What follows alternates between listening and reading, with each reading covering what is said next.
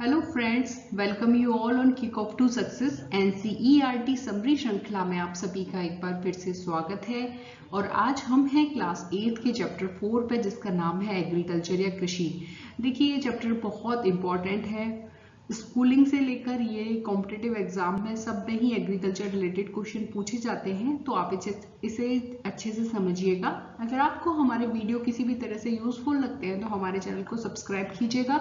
Video पूरा देखने के बाद आपको अच्छा लगे तो लाइक और शेयर कीजिएगा। देखिए, चैप्टर को स्टार्ट करते हैं कृषि या उसकी डेफिनेशन से। तो सबसे पहले मैं आपको बता दूं, कृषि जिसे इंग्लिश में एग्रीकल्चर कहते हैं, क्या है वो। तो मनुष्य ने जब सबसे पहले किसी भी तरह की घास को खाद्यान्न के रूप में अपनाया और वो उसे अच्छी लगी, तो वहीं से कृषि का विकास होने लगता है। सामान्य रूप में हम घूमने जाते हैं तो हम देखते हैं बहुत सारी घास उगी रहती हैं, या फिर कहें हम सबने महाराणा प्रताप के बारे में सुना ही है कि उन्होंने भी जंगल में घास खाई थी, घास की रोटियां खाई थी। तो क्या वो घास जो आजकल गार्डन में देखने को मिलती है या यूजुअली उग जाती है वही थी? नहीं, वो एक ऐसी घास होती है जो मनुष्य खाद्यान्न के रूप में खा सकता है। घास कई तरह की होती है, गेहूं भी एक घास का प्रकार है, बाजरा और बहुत सारी तमाम उसके उदाहरणों में शामिल हो जाते हैं। आज से 10,000 वर्ष पूर्व जब मनुष्य ने फसल उगाना और पशुपालन प्रारंभ किया था, तो इसी की तरह से कृषि की एक नींव रखी गई थी। बाकी कृषि का जो पूरी डिटेल है वो हम इस चैप्टर में देखते हैं। पौधे से परिष्कृत यानी निकलने वाले उत्पाद तक के रूपांतरण में 3 प्रकार की आर्थिक क्रियाएं सम्मिलित हैं। पौधे से परिष्करण मतलब पौधे से उसके उत्पाद जब हमें प्राप्त होते हैं हमसे, तो सबसे पहले आती है प्राथमिक क्रिया, देन सेकेंडरी या द्वितीय क्रिया, और तीसरी है तृतीय क्रिया या टर्सरी एक्टिविटीज। अब सबसे पहले बात की जाती है कि आखिर ये प्राथमिक क्रियाएं होती क्या हैं। ठीक है, क्रिया का मतलब हो गया कि हम क्या काम करते हैं। प्राथमिक मतलब प्राथमिक लेवल पे क्या किया जाता है, द्वितीयक में क्या क्या होता है और तृतीयक में क्या होता है। आपको इसका डेफिनेशन समझना है जो 1 सेकेंड में आपको समझ में आ जाएगी, और एग्जाम्पल जो अभी आपको याद हो जाएंगे। तो देखिए, प्राथमिक क्या होती है। प्राथमिक क्रियाओं के अंतर्गत उन सभी क्रियाओं को शामिल किया जाता है जिनका संबंध प्राकृतिक संसाधनों के उत्पादन और निष्कर्षण से होता है। जैसे मतलब अब डेफिनेशन आपको समझ में आ गई कि इसमें वो सब चीजें आएंगी जो हमें प्रकृति से डायरेक्टली प्राप्त हो रही है, मतलब मनुष्य उनको उत्पन्न कर रहा है और सीधे प्राप्त कर रहा है। जैसे कृषि, खेत में फसल बोता है और अनाज प्राप्त करता है। मत्स्य समुद्र में या नदी में या झील में जाल फैलाता है और मछली प्राप्त करता है। संग्रहण जंगल में जाता है और कंद मूल फल आदि एकत्रित करता है। तो ये सब किस में आएगा, प्राथमिक क्रिया में। और देखिए, ये कुछ एग्जाम्पल शो किए हुए हैं। अब हम बात करते हैं द्वितीय क्रियाओं की। तो डेफिनेशन और एग्जाम्पल दो ही एक्टिविटीज में इंपॉर्टेंट होता है। द्वितीय क्रियाओं का संबंध संसाधनों के प्रसंस्करण से है, मतलब जो हमें प्राथमिक क्रियाओं से संसाधन प्राप्त हो रहे थे उनको कन्वर्ट करना कि वो और यूजफुल हो जाए। जैसे इस्पात विनिर्माण, जो लौह अयस्क हमें प्राप्त होता है धरती से खनन के माध्यम से, उससे मशीनरी बनाना। ठीक है, तो ये किस में आ जाएगा, द्वितीय क्रियाओं में। डबल रोटी पकाना, जो कृषि के अंतर्गत हमें गेहूं प्राप्त हो रहा था, जो प्राथमिक क्रियाओं के अंतर्गत था, अब उसे फैक्ट्री में ले जाकर उससे बनाई हमने ब्रेड, डबल रोटी, बिस्किट, तो वो सब किस में आ गया, द्वितीय क्रियाकलापों में। और कपड़ा बुनना, वही बात, कपास जो कि प्राथमिक क्रियाओं का उदाहरण है, उससे हमने कपड़ा बनाया, तो वो किस में आ गया, द्वितीयक में। मतलब जो भी प्राकृतिक तौर पर प्राप्त होता है वो है प्राथमिक। जो प्रकृति से प्राप्त उत्पादों में संशोधन करके नवीन वस्तु प्राप्त की जाती है, वो है द्वितीय क्रियाकलाप। अब हम बात करते हैं तृतीय क्रियाकलाप की। तो इसके अंतर्गत प्राथमिक व द्वितीय क्षेत्र के सेवा कार्यों द्वारा इसके अंतर्गत प्राथमिक व द्वितीय क्षेत्र को सेवा कार्यों द्वारा सहयोग प्रदान किया जाता है। जैसे यातायात, जो द्वितीय क्रियाओं में इस्पात लोह अयस्क था, उससे फैक्ट्रियों में मशीनें बनी, उनको एक स्थान से दूसरे स्थान ले जाना। तमाम चीजों का व्यापार करना, बैंकिंग, बीमा, विज्ञापन आदि सब किसके उदाहरण हैं, द्वितीय क्रियाओं के। तो उम्मीद है ये सब आपको पता चल गया होगा कि किसी भी प्रक्रिया को हम किस प्राथमिक, द्वितीय, तृतीय, इनमें से किस क्रियाओं में रखेंगे। अब बात करते हैं कृषि, आखिर एग्रीकल्चर क्या है। तो यह एक प्राथमिक क्रिया है। फसलों, फलों, सब्जियों को उगाना और पशुधन पालन इसमें शामिल है। विश्व के 50% लोग कृषि से संबंधित क्रियाओं में संलग्न हैं। भारत की 2/3 जनसंख्या कृषि पर निर्भर है और इसीलिए भारत को कृषि प्रधान देश कहा जाता है। अनुकूल स्थलाकृति, मृदा, जलवायु कृषि क्रियाकलाप के लिए अनिवार्य है। देखिए, जहाँ धरती बंजर होगी या फिर ऊबड़ खाबड़ होगी वहाँ कृषि में बहुत समस्याएं आती हैं। मृदा अनुपजाऊ हो वो भी एक कृषि की प्रतिकूल दशा है। साथ ही साथ जलवायु भी उपयुक्त होना कृषि के लिए अनिवार्य है। जिस भूमि पर फसलें उगाई जाती हैं उसे कृषिगत भूमि कहते हैं। देखिए, ये बहुत इंपॉर्टेंट डेफिनेशन है, तो प्लीज आप इसे रिमाइंड कर लीजिएगा। जिस भूमि पर फसलें उगाई जाती हैं वह क्या कहलाती है? कृषिगत भूमि। कृषि का संकेंद्रण कृषि की अनुकूल दशा वाले क्षेत्रों में होता है। ऐसा नहीं है कि एग्रीकल्चर हर जगह ग्रोथ कर दे। आज हम बात करते हैं हमारे भारत में ही जो थार का मरुस्थल है, क्या उसमें कृषि की वही दशा देखने को मिलती है जो हमें पंजाब और हरियाणा और अन्य राज्यों में देखने को मिलती है? नहीं, क्योंकि ये कृषि के लिए जो अनुकूल दशा की आवश्यकता होती है वो नहीं है। और ये जो नीचे मैप दिया गया है इसमें ग्रीन जो एरिया दर्शाया गया है वो एरिया है जहाँ कृषिगत भूमि है। कृषिगत भूमि यानी जिस भूमि पर फसलें उपजाई जा सकती हैं। अब देखिए शब्द उत्पत्ति, ये बहुत इंपॉर्टेंट होते हैं। एग्रीकल्चर शब्द की उत्पत्ति लैटिन शब्दों एगर या एग्री, जिसका अर्थ क्या होता है? मृदा, और कल्चर का अर्थ है कृषि करने से, हुई है। यहाँ एनसीईआरटी ने एक इम्पॉर्टेंट फैक्ट शेयर किया है। कुछ वर्ड हैं जिनके साथ कल्चर को जोड़ने पे वो एक प्रॉपर अर्थ देते हैं। जैसे हम एग्री प्लस कल्चर की बात करते हैं तो इसका अर्थ क्या होता है? मृदा की जुताई, फसलों को उगाना और पशुपालन का विज्ञान एवं कला, इसे खेती भी कहते हैं। इसी तरह सैरी और कल्चर यानी रेशम उत्पादन, पीसी और कल्चर यानी मत्स्य पालन, वीटी और कल्चर अंगूरों की खेती से संबंधित है, और हॉर्टिकल्चर क्या है? बागवानी या उद्यान कृषि से संबंधित है। तो ये कॉम्पिटिटिव एग्जाम्स में डायरेक्टली पूछे जाने वाले क्वेश्चन हैं, तो इन्हें ध्यान रखिए। अब हम बात करते हैं कृषि तंत्र की। कृषि या खेती को एक तंत्र के रूप में देखा जा सकता है। इसके महत्वपूर्ण निवेश बीज, उर्वरक, मशीनरी और श्रमिक हैं। जुताई, बुवाई, सिंचाई, निराई, कटाई इसकी कुछ संक्रियाएं हैं। इस तंत्र के निर्गतों के अंतर्गत फसल, ऊन, डेयरी, कुट उत्पाद आते हैं। देखिए, एक जो किसान है वो फसल को उपजाने के लिए क्या क्या करता है? इन चीज़ों में वो निवेश करता है, यानी ट्रैक्टर से जुताई करेगा, बीज डालेगा, तमाम कीटनाशकों का उपयोग करेगा, और ठीक है, साथ ही साथ जुताई, बुवाई और छिड़काव भी करता है। फलस्वरूप उसे क्या प्राप्त होती है? फसल प्राप्त होती है। इसी तरह हम भौतिक निवेश की बात करें तो वह प्रकाश देता है, वह प्रकाश मिलता है, फसल को तापमान मिलता है, स्थलाकृति कैसी है? ढाल है, मृदा चाहिए, वर्षा चाहिए, तो ये वो है जो प्रकृति देती है। खुद मनुष्य क्या करता है? वह फसल का भंडारण करता है, श्रम करता है, मशीनरियों का उपयोग करता है, साथ ही साथ रसायनों का भी उपयोग करता है। तो ये जो चीजें हैं ये ध्यान रखने वाली हैं।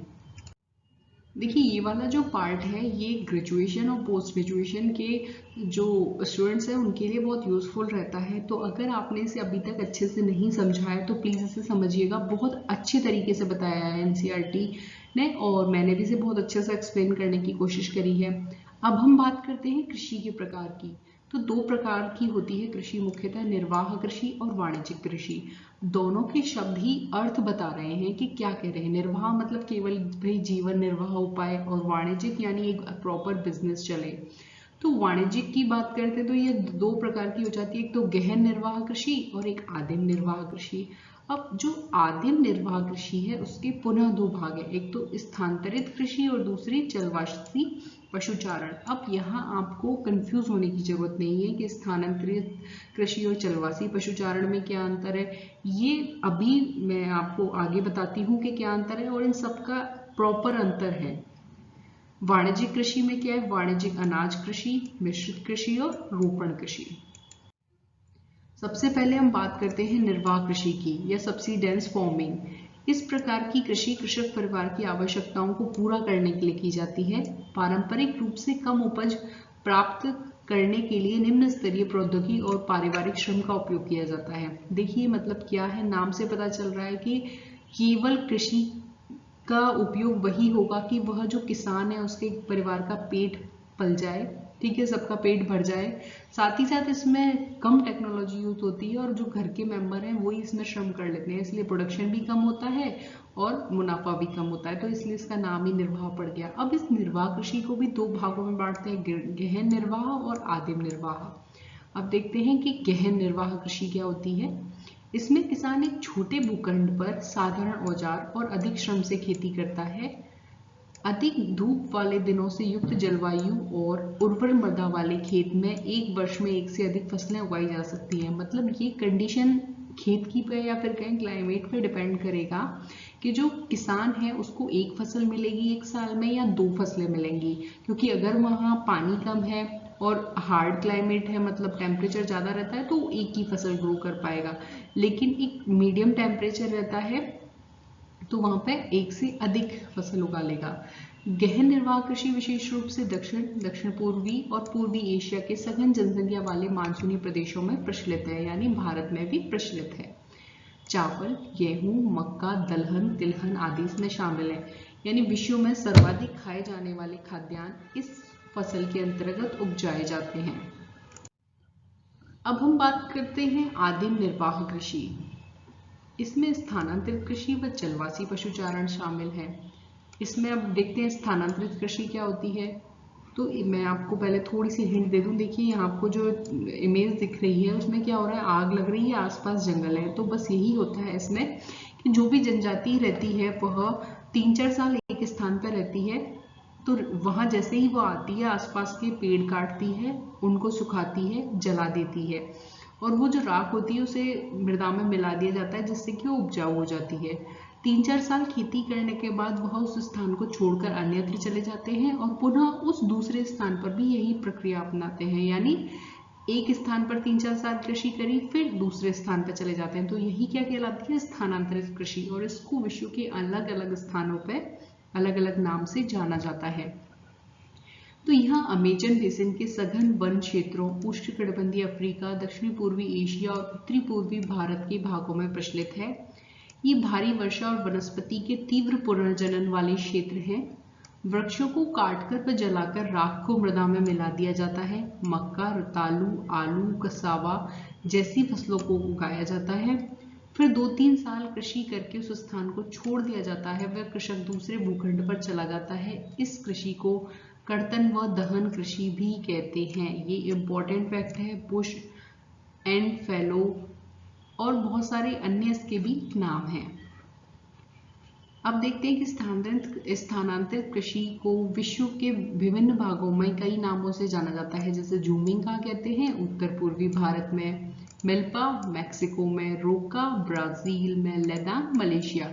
तो ये आपको याद रखने ही रखने हैं।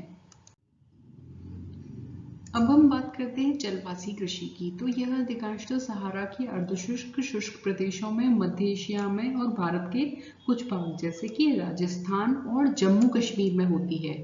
जो पशु चारक होते हैं वो इस कृषि में अपने पशुओं के साथ चारे व पानी के लिए एक स्थान से दूसरे स्थान पर घूमते रहते हैं। आप कभी हाईवे से इधर उधर गए हों तब आपने देखा होगा कि बहुत सारी भेड़ों को या ऊंटों को कुछ लोग लेके इधर से उधर जा रहे होते हैं। तो वो अधिकांशतः, कभी आपने सोचा है कि ये लोग ऐसा क्यों कर रहे होते हैं और कहाँ जा रहे होते हैं? तो क्या होता है कि पश्चिमी राजस्थान में ग्रीष्म काल में वर्षा की अत्यंत कमी के कारण वहां पर किसी भी तरह का चारा नहीं उत्पन्न हो पाता है। लेकिन जो पशु हैं उनको तो चारे की आवश्यकता होती है, तो फलस्वरूप वहाँ के जो पशुपालक होते हैं वो अपने पशुओं के लिए, यानी उनको चारे की पूर्ति हो जाए इसके लिए वो पश्चिमी राजस्थान से अन्य क्षेत्रों में पलायन कर जाते हैं। तो यह जलवासी कृषि का ही एक उदाहरण होता है।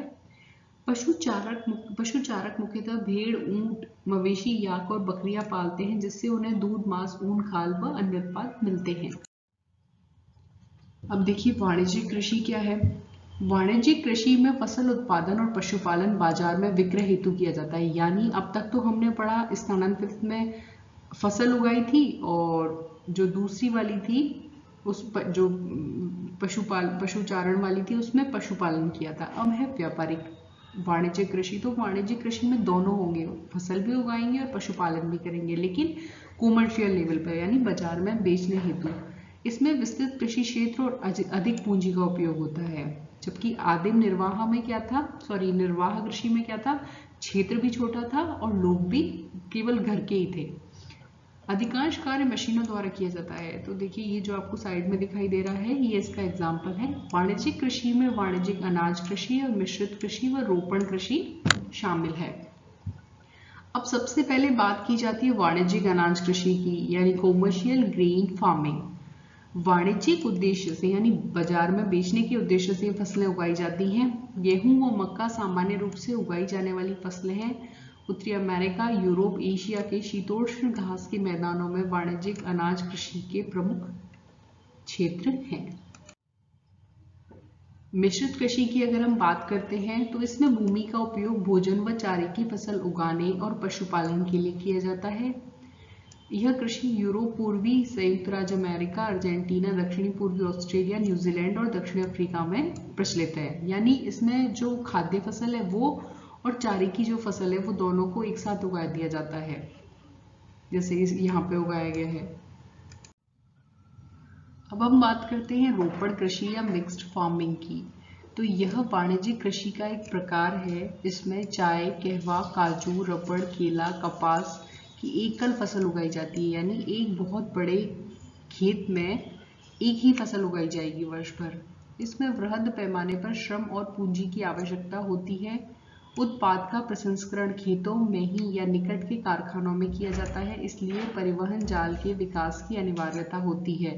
यानी आप उदाहरण के तौर पर समझिए कि अगर हम असम में बात करें, असम की, तो वहाँ पे चाय के बड़े बड़े बागान होते हैं, तो उनसे अधिक मात्रा में श्रमिकों को लगाकर चाय निकाली जाती है। लेकिन उस जो कच्चे माल के रूप में चाय प्राप्त होती है उसे या तो खेत के पास ही कारखाना स्थापित कर दिया जाता है या शहर में कहीं अन्यत्र कारखाना स्थापित किया जाता है और वहां से उस रॉ मटेरियल से प्रॉपर जो फाइन चाय बनाई जाती है और उसे विश्व के अन्य भागों में भेजा जाता है। तो इस सब प्रक्रिया में जो एक परिवहन जाल है उसका महत्वपूर्ण भूमिका होती है। यह कृषि मुख्यतः विश्व के उष्णकटिबंधीय प्रदेशों जैसे मलेशिया में रबड़, ब्राजील में कहवा और भारत और श्रीलंका में चाय की जाती है। अब एक रोचक तथ्य है कि जैविक कृषि क्या होती है। इस प्रकार की कृषि में रासायनिक खादों के स्थान पर जैविक खाद और प्राकृतिक कीड़ानाशी का उपयोग किया जाता है। फसलों का उत्पादन बढ़ाने के लिए कोई आनुवंशिक रूपांतरण नहीं किया जाता है। नेक्स्ट देखते हैं कि कौन सी मुख्य फसलें हैं जो विश्व की अधिकांश जनसंख्या का मुख्य खाद्यान्न है। तो गेहूं, चावल, मक्का, बाजरा प्रमुख खाद्यान्न फसलें हैं। जूट और कपास रेशेदार फसलें हैं और चाय व कहवा मुख्य पेय फसलें हैं। तो सबसे पहले बात करते हैं चावल की। विश्व की प्रमुख खाद्य फसल चावल है। यह उष्णकटिबंधीय और उपोष्णकटिबंधीय प्रदेशों का मुख्य आहार है। चावल के लिए उच्च तापमान, अधिक आर्द्रता और वर्षा की आवश्यकता होती है, इसलिए चावल वहीं होता है जहां पर्याप्त मात्रा में वर्षा हो। यह फसल चीका युक्त जलोढ़ मृदा जिसमें जल रोकने की क्षमता हो में ही सर्वोत्तम ढंग से बढ़ती है। चीन चावल उत्पादन में अग्रणी है। इसके बाद क्रमशः भारत, जापान, श्रीलंका व मिस्र हैं। अनुकूल जलवायविक दशाओं जैसे पश्चिम बंगाल और बांग्लादेश में एक वर्ष में 2 से 3 फसलें उगाई जाती हैं। तो चावल के बारे में कुछ इंपॉर्टेंट फैक्ट है और इस तरह से चावल की कृषि की जाती है। अब हम देखते हैं गेहूं। तो गेहूं के वर्धन काल में मध्यम तापमान और वर्षा तथा सस्य कर्तन यानी फसल की कटाई के समय तेज धूप की आवश्यकता होती है। तो आप सब जानते हैं या फिर नहीं जानते हैं तो आप जान लीजिए कि जो गेहूं है वो एक रबी की फसल है। यानी जब बोया उसे जाता है अक्टूबर नवंबर में, तब गर्मी होती है। लेकिन जब उसे गर्मी नहीं मतलब टेम्परेचर कम होता है या कहें कि मध्यम होता है, और जब उसे होली पे यानी मार्च के समथिंग काटा जाता है तब टेम्परेचर ज़्यादा होता है। तो कुछ इस तरह की स्थिति चाहिए होती है। इसका विकास सुअपवाहित दोमट मृदा में सर्वोत्तम ढंग से होता है।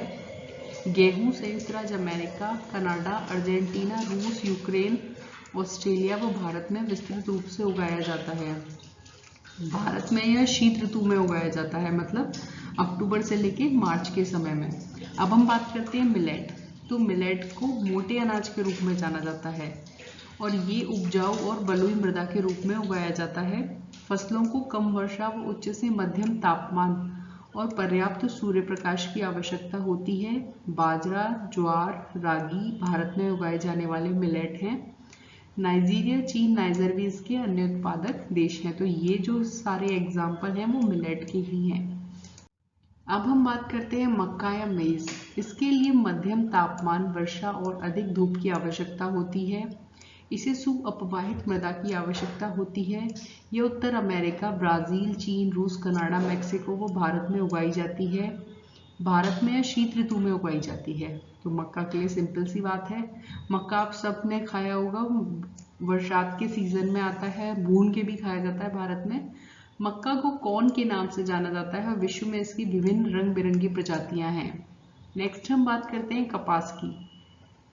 इसकी वृद्धि के लिए उच्च तापमान, हल्की वर्षा, 200 से 210 पाला रहित दिन और तेज चमकीली धूप की आवश्यकता होती है। यह काली और जलोढ़ मृदा में सर्वोत्तम उगती है।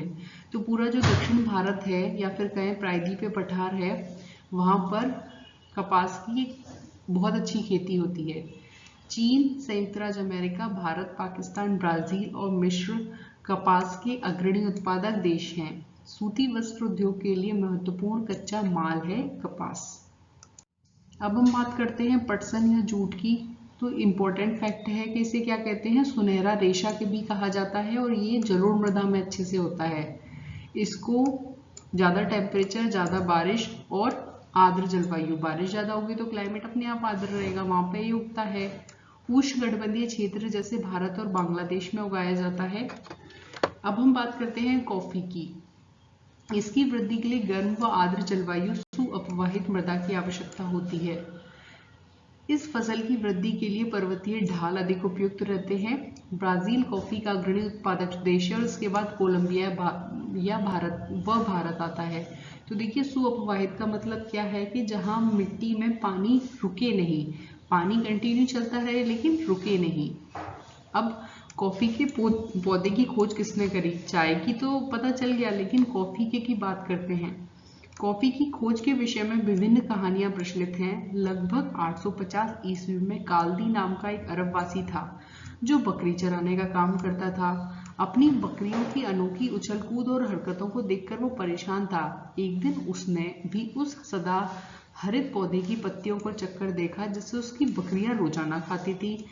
उससे उसे बहुत आनंद की अनुभूति हुई और यही खोज के विषय में उसने संसार को बताया। मतलब आप कॉफी पीजिए और एनर्जेटिक रहिए। अब हम बात करते हैं चाय की। भारतीय परिवार हो और चाय ना हो, क्या ऐसा संभव है? नहीं। तो यह बागानों में उगाए जाने वाला एक पेय फसल है। इसकी कोमल पत्तियों की वृद्धि के लिए ठंडी जलवायु और वर्ष भर संवितरित उच्च वर्षा की आवश्यकता होती है। इसके लिए सुउपवाहित दोमट मृदा और मंद ढाल की आवश्यकता होती है। इसकी पत्तियों को चुनने के लिए अधिक संख्या में श्रमिक लगे रहते हैं। तो कुछ इस तरीके से वो लगे रहते हैं श्रमिक जो पत्तियां चुनते हैं। अब हम बात करते हैं कृषि के विकास की। कृषि विकास का संबंध बढ़ती जनसंख्या की बढ़ती मांग को पूरा करने के लिए कृषि के उत्पाद को बढ़ाने की दिशा में किए जाने वाले प्रयासों से है, जो कई तरीके से हो सकता है। जैसे जो बोया जाने वाला क्षेत्र है उसका विस्तार कर दें, बोए जाने वाली फसलों की संख्या बढ़ाकर, सिंचाई सुविधाओं में सुधार करके, उर्वरकों और उच्च उपज देने वाले बीजों के प्रयोग द्वारा। कृषि का मशीनीकरण भी कृषि के विकास का एक अन्य पहलू है। कृषि के विकास का चरम लक्ष्य खाद्य सुरक्षा को बढ़ाना है। तो अब आपके दिमाग में आना चाहिए कि खाद्य सुरक्षा क्या होती है। फूड सिक्योरिटी बोलते हैं जिसे। तो ये करंट का भी बहुत बड़ा मुद्दा बना हुआ है। यानी खाद्य सुरक्षा तभी बनी रहेगी जब सभी व्यक्तियों को क्रियाशील और स्वस्थ जीवन जीने के लिए आहार मिल सके, जो पौष्टिक भी हो और सुरक्षित भी हो। कृषि का विकास विश्व के विभिन्न भागों में विभिन्न गतियों से हुआ है। जहां अधिक जनसंख्या है वहां गहन कृषि करते हैं। जहां छोटी जोत है यानी खेत का आकार जो छोटा है, वहां केवल जीविकोपार्जन के लिए कृषि की जाती है। वहीं बड़ी जोतें जो हैं वो वाणिज्यिक कृषि के लिए उपयुक्त रहती हैं, जैसे संयुक्त राज्य अमेरिका, कनाडा और ऑस्ट्रेलिया में। यानी जहाँ का एरिया बड़ा है, पॉपुलेशन कम है, रिसोर्सेज प्रॉपर हैं, टेक्नोलॉजी अच्छी है, तो वहाँ पे अधिकांशतः वाणिज्यिक कृषि होती है। इसके विपरीत छोटे क्षेत्रों में, अधिक जनसंख्या वाले क्षेत्रों में और विकासशील क्षेत्रों में कैसी होती है, जीवन निर्वाह कृषि होती है। तो इसी के साथ ये चैप्टर फिनिश होता है। अगर आपको वीडियो अच्छा लगा है तो सब्सक्राइब कीजिएगा हमारे चैनल को, लाइक कीजिएगा और ऑल्सो शेयर कीजिएगा। साथ ही साथ आप बेल बटन को भी हिट कर लीजिए ताकि सारे नोटिफिकेशंस की जानकारी आपको मिलती रहे। Thank you for watching this video. मिलते हैं एक नई वीडियो के साथ।